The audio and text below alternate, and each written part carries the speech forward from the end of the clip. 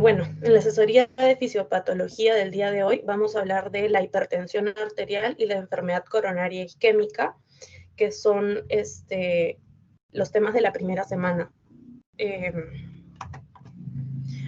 Para comenzar tenemos que hablar de las bases fisiológicas. Esto ya lo deberían saber sobre todo por fisio, pero siempre es bueno recalcarlo. ¿Cómo calculamos o cómo se genera la presión arterial? Es gasto cardíaco y resistencia vascular periférica. Tenemos que acordarnos que el sistema cardiovascular es un sistema o un circuito cerrado. Entonces, esa es la base física. El gasto cardíaco, como vemos, es el volumen de eyección y la frecuencia cardíaca, o sea, la cantidad de líquido, en este caso sangre, y la frecuencia con la cual es eyectada del ventrículo izquierdo, ¿no? Eso es gasto cardíaco. Cantidad de líquido, o sea, precarga, y velocidad. También influye la fuerza de eyección. No es lo mismo una fuerza de eyección cuando estamos corriendo que cuando estamos durmiendo. Y bueno, en precarga o en el volumen de eyección tiene también mucho que ver lo que es la cantidad de sangre, la volemia. Por ejemplo, si estamos con un paciente con una hemorragia masiva, el volumen de sangre disminuye. Pueden ser, no sé, 3 litros en lugar de los 5 que generalmente tenemos. Entonces, claramente va a haber menos volumen de eyección y así si nuestro corazón bombea rápido, no tiene que bombear. Entonces, el gasto cardíaco va a disminuir. Y bueno, la resistencia vascular periférica viene a ser la tensión del vaso. Como sabemos, el sistema nervioso, tenemos el simpático y el parasimpático. Una activación del sistema simpático vendría a ser cuando corremos o cuando nos asustamos. ¿Qué sucede? Estamos en un estado de alerta. Entonces, el cuerpo está preparado, no sé, para huir, por ejemplo.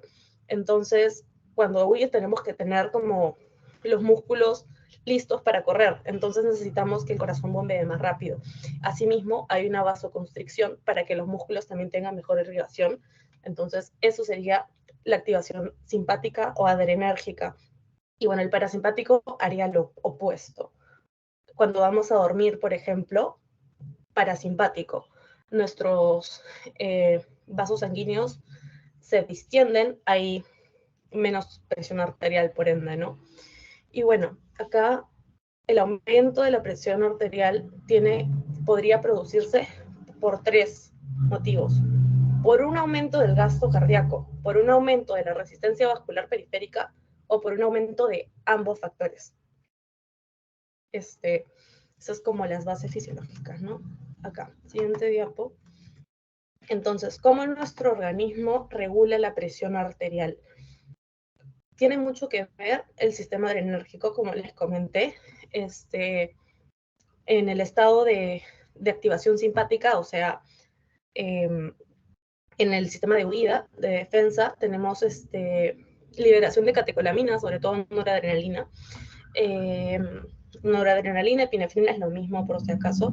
El corazón va a tener los receptores beta 1. Esto lo van a profundizar, lo de los receptores más que todo en fármaco, pero sí es importante saber que el corazón tiene receptores beta 1, que son receptores adrenérgicos. ¿Y qué van a hacer estos receptores? Incrementar la frecuencia cardíaca y la fuerza de contracción, es decir, el inotropismo. Entonces, el corazón se va a contraer más fuerte y más rápido. Entonces, si se contrae más fuerte y más rápido, aumenta el gasto cardíaco. Si aumenta el gasto cardíaco, aumenta la presión arterial. Lo mismo con los vasos sanguíneos. Van a tener receptores alfa 1 y en este caso los receptores alfa 1 con una activación simpática o bueno, con acción de noradrenalina, epinefrina, va a haber una vasoconstricción. Vasoconstricción incrementa la resistencia vascular periférica y al incrementar la resistencia vascular periférica, incrementamos la presión arterial. Un tema interesante sería también los riñones, receptores beta 1, y van a encargarse de la liberación de la renina. Cuando se libera la renina es que se activa el sistema renina-angiotensina-aldosterona. Ahora, si bien el sistema adrenérgico y el renina-angiotensina-aldosterona son ambos muy importantes, el sistema de principal regulación de la presión arterial va a ser renina-angiotensina-aldosterona. Esto siempre lo mencionan, siempre lo van a escuchar, pero a grandes rasgos, ¿cómo se produce? cuando hay una hipoperfusión renal en la arteria renal, el riñón, la renina va a ser sintetizada y liberada, ¿no? Entonces, ¿qué hace la renina? Actúa en el angiotensinógeno, convirtiéndolo en angiotensina 1. Cuando tenemos la angiotensina 1, a través de la enzima convertidora de angiotensina 1, se convierte en angiotensina 2. Entonces, la angiotensina 2 es la que va también a actuar sobre los vasos sanguíneos y el corazón, haciendo la vasoconstricción, incrementando el inotropismo, o sea, la fuerza de contracción, y bueno, induciendo la síntesis de aldosterona. ¿Y qué hace la aldosterona? Incrementa la retención de sodio y agua. ¿Qué pasa cuando tenemos más agua? La volemia incrementa, entonces incrementa el gasto cardíaco. Y bueno, cabe mencionar, ¿por qué habría una hipoperfusión renal? Es aquí que pueden ser por varios factores. Por ejemplo, si en la arteria renal hay un ateroma, que vamos a ver después qué es básicamente que el calibre de la arteria se va a reducir, va a entrar menos sangre. Si hay menos sangre, hay hipoperfusión. Si hay daño endotelial, si hay la misma hipertensión, nos va a generar un daño en la arteria renal y por ende una hipoperfusión. Entonces es un círculo vicioso porque incrementa el gasto cardíaco, incrementa la presión, se daña la arteria y el riñón va a seguir sintetizando y liberando más renina, luego angiotensina, luego aldosterona y así como seguimos incrementando la presión arterial. Si vemos en la imagen, vemos como primero hay una hipoperfusión renal, liberación de renina, angiotensina 1, angiotensina 2, y esta misma angiotensina 2 ya nos incrementa la presión arterial, ¿no? Bueno, ahora sí, con las bases un poquito más claras de la presión arterial, vamos a comenzar a hablar de la hipertensión arterial. La hipertensión arterial es una condición clínica crónica que fisiopatológicamente se asocia a cambios vasculares. Hipertensión arterial. Arterial, arteria. Arteria es un vaso, cambio vascular.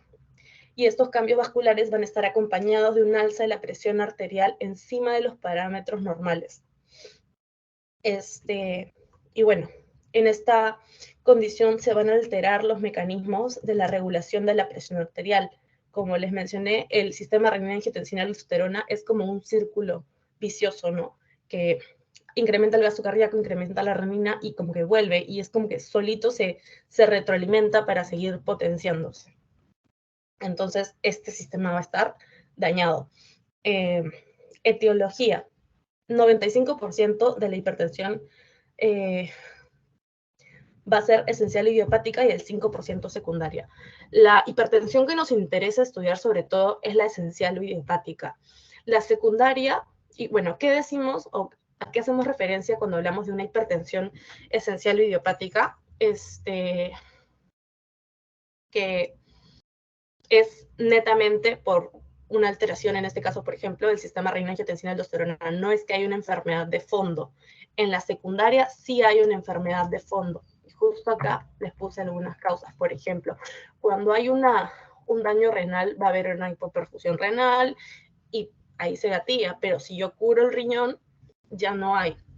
Endocrinológico, podemos ver patologías como el feocromocitoma, síndrome de Cushing, hiperaldosteronismo, hipertiroidismo, hipotiroidismo, hipercalcemia, hiperparatiroidismo.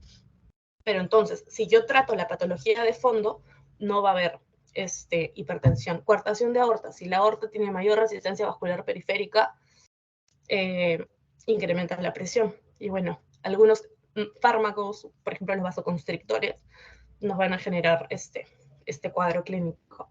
Y bueno, con respecto a la historia natural, esta es justo la gapo que les pusieron en la clase, como, no sé si se llega a ver bien, quizás está un poquito chiquita, pero básicamente hablamos de la hipertensión como una enfermedad multifactorial, o sea, no es solamente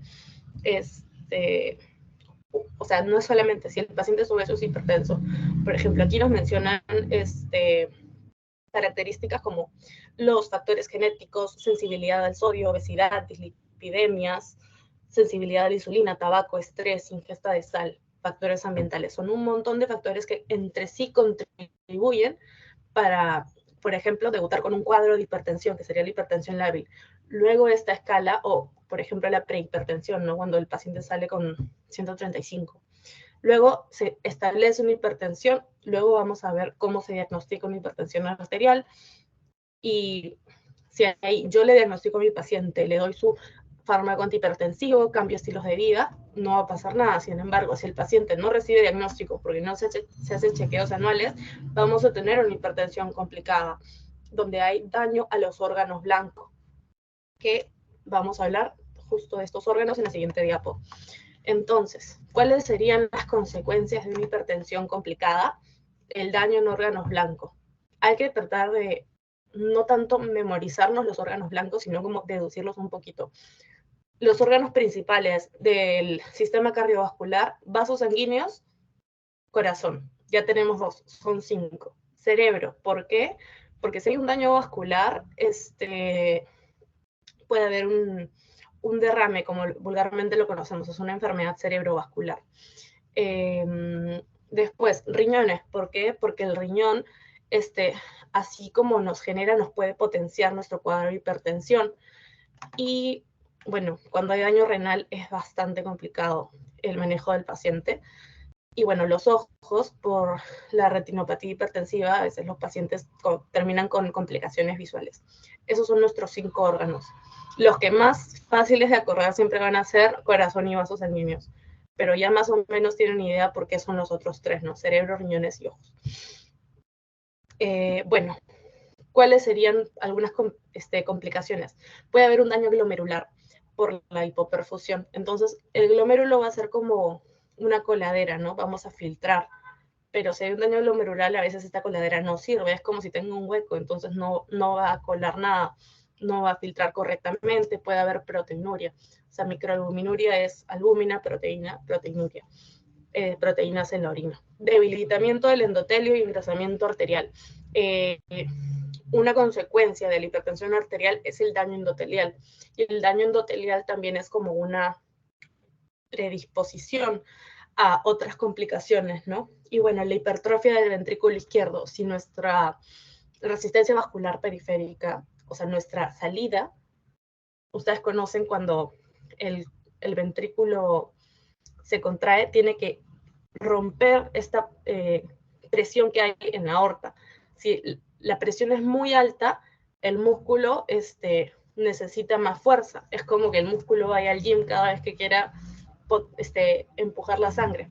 Y bueno, esto puede traer la hipertrofia, o sea, eso lo van a ver en Pato, no sé si ya tuvieron su asesoría, que cuando una célula está expuesta a un estímulo, pueden haber cambios celulares, en este caso va a ser una hipertrofia. Bueno, también pueden haber complicaciones como la isquemia o el infarto. Siguiente diapo. Hipertensión arterial. Diagnóstico. El diagnóstico en la clase se lo van a precisar mucho más, pero a grandes rasgos es que tiene que haber 3 mediciones mayores o iguales a 140 milímetros de mercurio. El paciente no puede haber venido corriendo, no puede haber tomado cafeína en los últimos 30 minutos, tiene que estar tranquilo.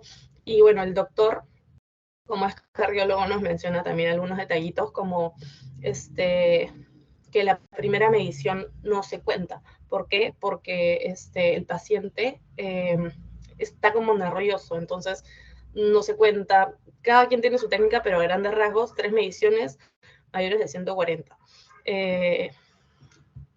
Y bueno, el tratamiento.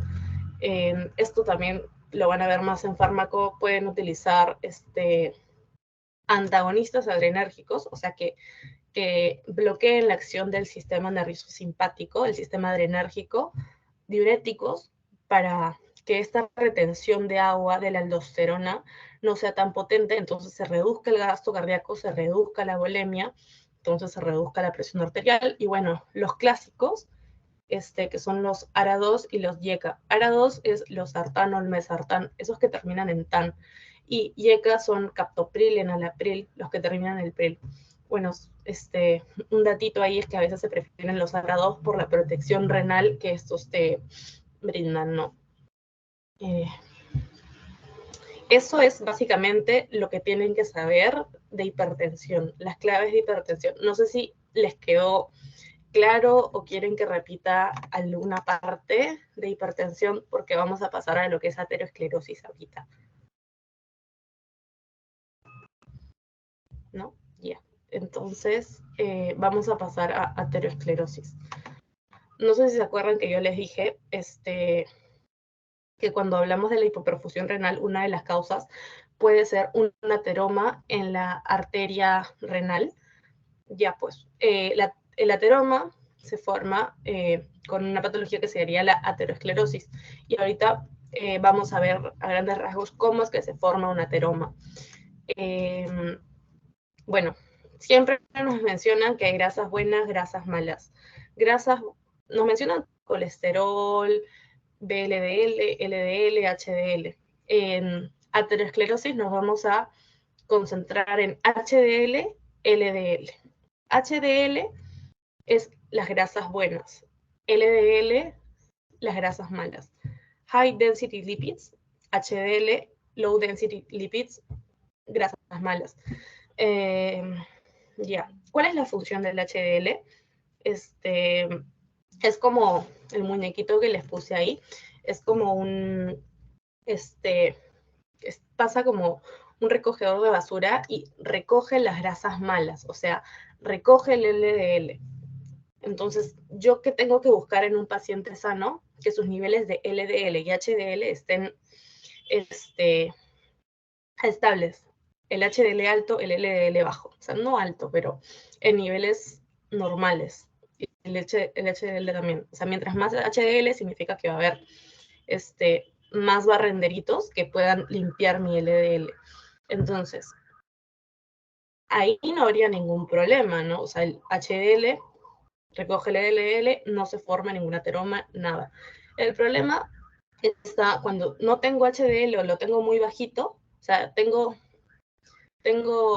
solamente un barrenderito y tengo 10 calles. No se da abasto, no puede recoger toda la basura. Y la basura sería el LDL, ¿no? Entonces, o sea, muy poco HDL, mucho LDL, o si no también, que es la mayoría de los casos, el LDL esté oxidado. ¿Por qué se puede oxidar? Lo podemos consumir oxidado en realidad, por ejemplo, cuando comemos papas fritas o cosas que estén con aceite frito,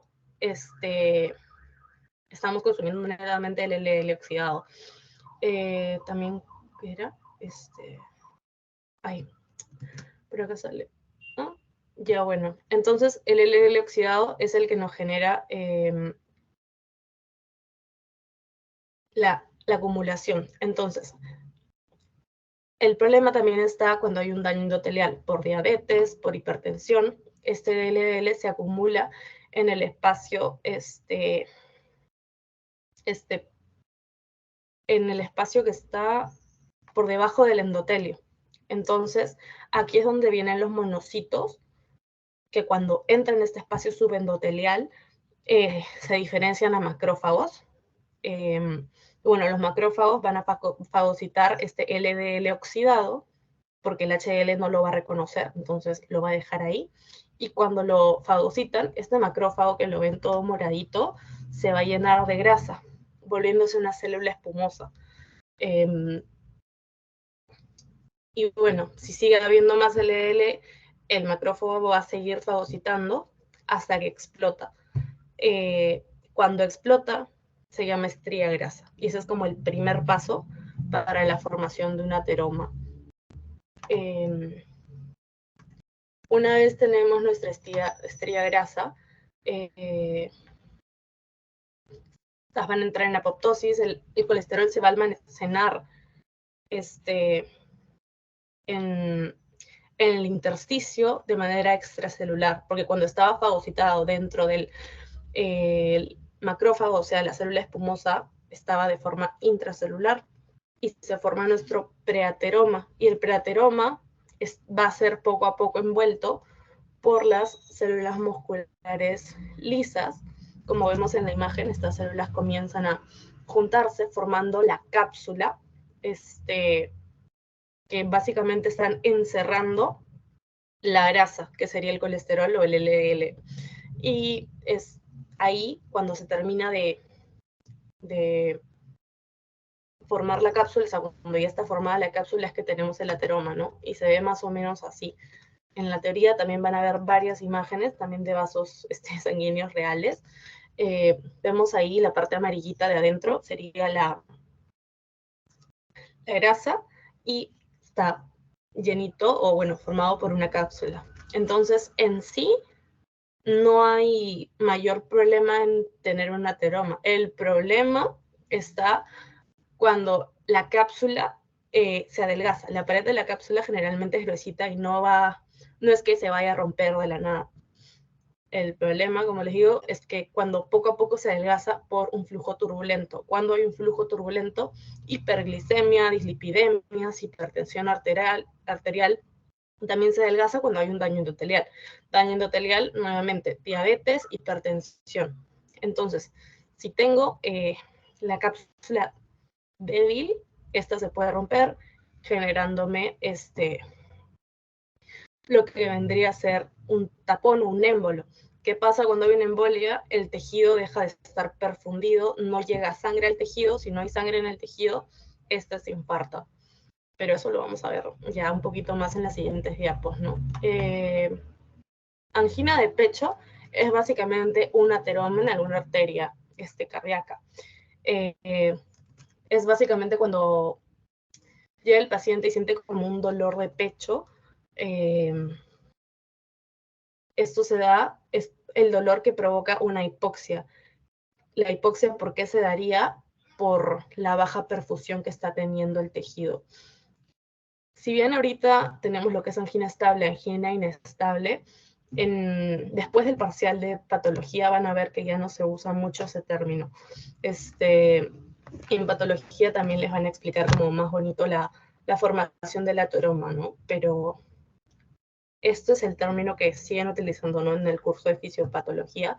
Entonces, vamos igual como a entender las diferencias. Si vemos, en ambas serían como un ateroma. Esa montañita amarilla sería el ateroma. Entonces, si tengo un ateroma que todavía me deja luz del vaso, o sea, sigue corriendo la sangre sin ningún problema, mis niveles de HL están en 50, LDL está pero perfecto, no habría mayor problema. La sangre va a seguir fluyendo, mi flujo va a ser laminal, todo va a estar perfecto. Lo que puede pasar es que cuando me pongo a correr, como les dije, va a haber una excitación simpática, entonces va a haber una contracción vascular. Entonces la luz del vaso que estaba funcional se va a reducir. Si se reduce la luz del vaso, va a haber una hipoxia. Cuando hay hipoxia,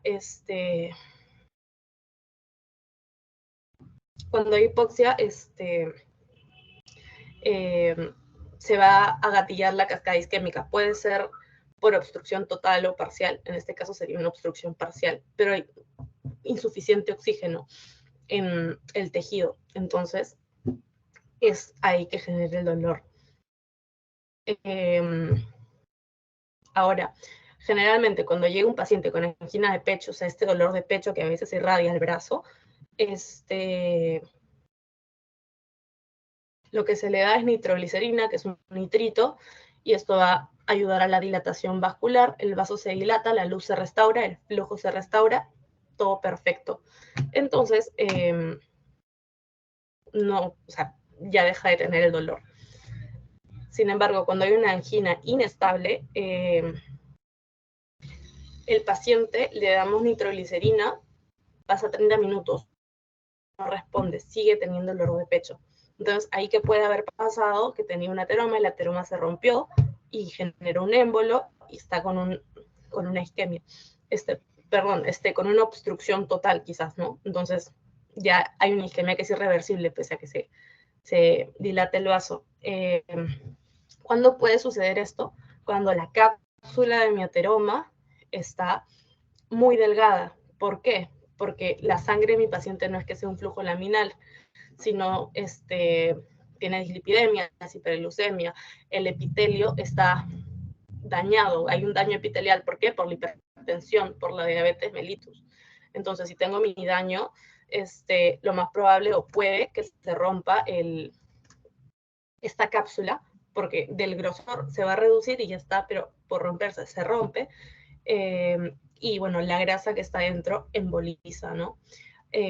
Bueno, este es el datito de Pato 2, que en Fisiopato mencionan que es la grasa, pero en Pato van a mencionar que es la fibrina de la cápsula que va a embolizar. El punto es que el ateroma se rompe y se emboliza generando isquemia. Isquemia, hipoxia, el dolor que no se cura pese a que usamos un vasodilatador. Entonces, la diferencia es básicamente que la angina estable responde al tratamiento de nitroglicerina en 30 minutos. Si yo le doy nitroglicerina, pasan 30 minutos y sigue con el dolor,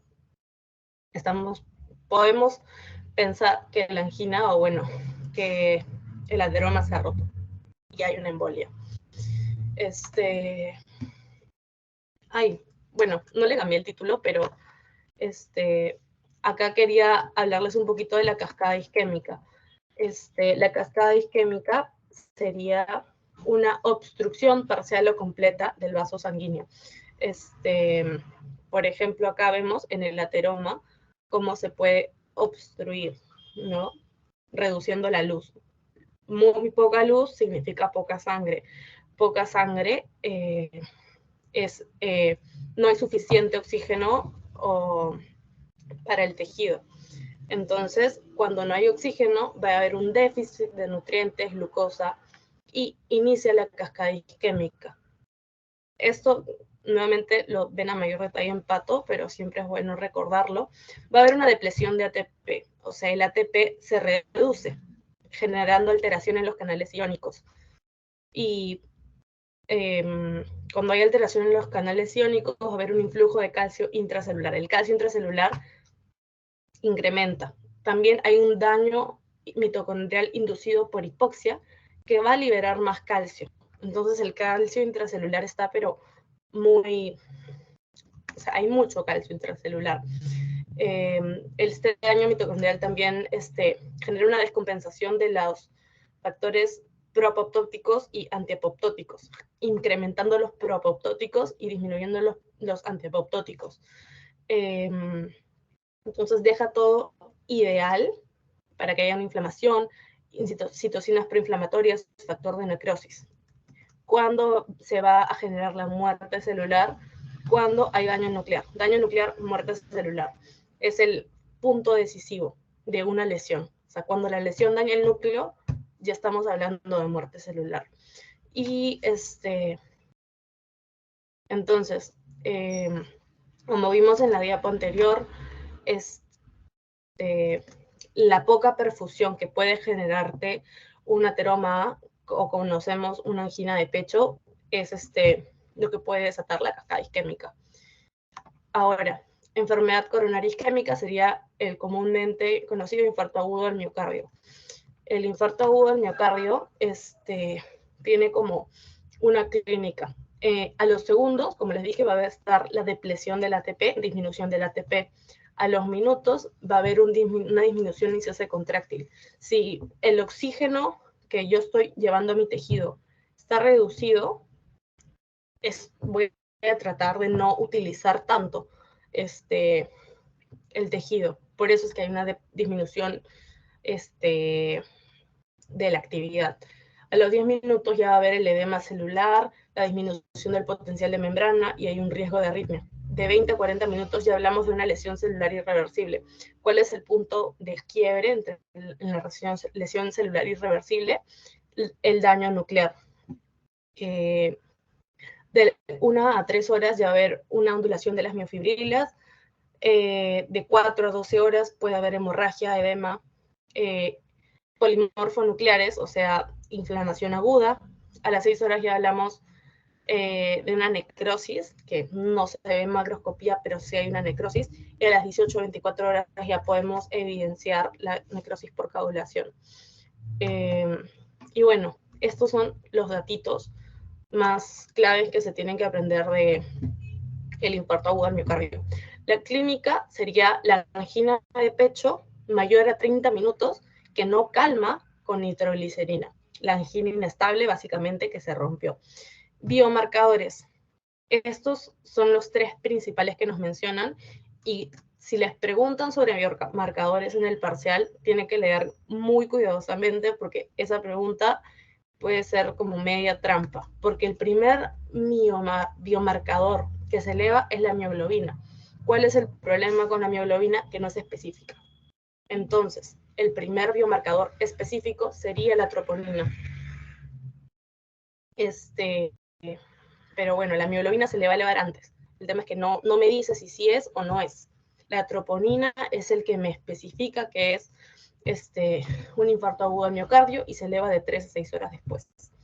Y bueno, el CPKMB sería el segundo biomarcador específico que se eleva de 4 a 6 horas después. Esos serían los principales: mioglobina, troponina, CPKMB. Y bueno, ¿cómo se va a ver el electrocardiograma?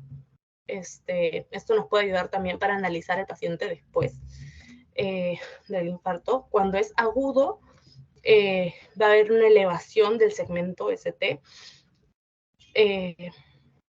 A las horas, aparte de esta elevación ST, la onda R va a descender y va a aparecer una onda Q.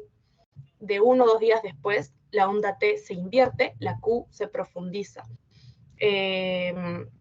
A los días ya la ST se normaliza, pero la onda T sigue invertida, y bueno, a las semanas todo va a seguir, ya va a estar la ST, la T normal, pero va a persistir la onda Q.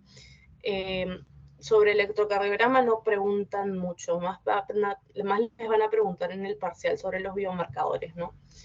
Y bueno, eso sería lo que es un pequeño resumen de todo el tema de hipertensión arterial y enfermedad coronaria isquémica. No sé si tienen alguna pregunta. Voy a ir reteniendo la grabación.